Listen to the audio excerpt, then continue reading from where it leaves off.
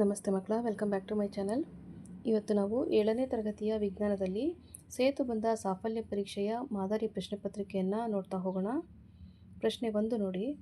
ಗಾಳಿ ಮತ್ತು ಸೌರಶಕ್ತಿಯನ್ನು ನವೀಕರಿಸಬಹುದಾದ ಸಂಪನ್ಮೂಲಗಳು ಎಂದು ಏಕೆ ಕರೆಯುತ್ತಾರೆ? ಪ್ರಶ್ನೆ 2.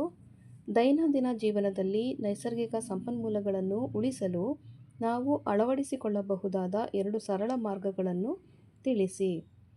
ಪ್ರಶ್ನೆ 3. ಗಾಳಿಗೆ ತೂಕವಿದೆ ಎಂಬುದನ್ನು ಒಂದು ಸರಳ ಪ್ರಯೋಗದ ಮೂಲಕ ಹೇಗೆ ನಿರೂಪಿಸುವಿರಿ? ಪ್ರಶ್ನೆ 4. ಆಮ್ಲಜನಕದ 2 ಮುಖ್ಯ ಉಪಯೋಗಗಳನ್ನು ಬರೆಯಿರಿ. ಪ್ರಶ್ನೆ 5. ಅನಿಲ ಸ್ಥಿತಿಯ 2 ಪ್ರಮುಖ ಗುಣಲಕ್ಷಣಗಳನ್ನು ಬರೆಯಿರಿ. ಪ್ರಶ್ನೆ 6.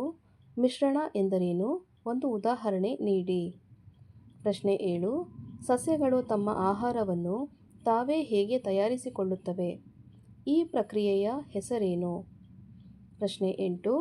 ಕಾಡುಗಳನ್ನು ನಾಶಪಡಿಸುವುದರಿಂದ ವನ್ಯಜೀವಿಗಳ ಮೇಲೆ ಉಂಟಾಗುವಂತಹ ಪರಿಣಾಮವೇನು? ಪ್ರಶ್ನೆ 9. ಸಮತೋಲಿತ ಆಹಾರ ಎಂದರೇನು? ಪ್ರಶ್ನೆ 10. ನಮ್ಮ ದೇಹಕ್ಕೆ ಜೀವಸತ್ವಗಳು ಮತ್ತು ಖನಿಜಾಂಶಗಳು ಏಕೆ ಅತ್ಯಗತ್ಯ? ಮಕ್ಕಳ, ಇಲ್ಲಿಗೆ 6ನೇ ತರಗತಿಯ ವಿಜ್ಞಾನದಲ್ಲಿ ಸೇತುಬಂಧ ಸಾಫಲ್ಯ ಮಾದರಿ ಪ್ರಶ್ನೆ ಪತ್ರಿಕೆ ಮುಕ್ತಾಯಗೊಂಡಿದೆ. ಈ ಒಂದು ವಿಡಿಯೋ ನಿಮಗೆ ಇಷ್ಟ ಆದಲ್ಲಿ ದಯವಿಟ್ಟು ನಮ್ಮ ಚಾನಲ್ನ ಲೈಕ್ ಮಾಡಿ, ಶೇರ್ ಮಾಡಿ, ಸಬ್ಸ್ಕ್ರೈಬ್ ಮಾಡಿಕೊಂಡು ನಾವು ಹಾಕುವಂಥ ಎಲ್ಲ ವಿಡಿಯೋನ ನೋಡ್ತಾ ನಮ್ಮನ್ನು ಎನ್ಕರೇಜ್ ಮಾಡ್ತಾ ಹೋಗಿ ಮಕ್ಕಳ. Thank you for watching. Bye bye.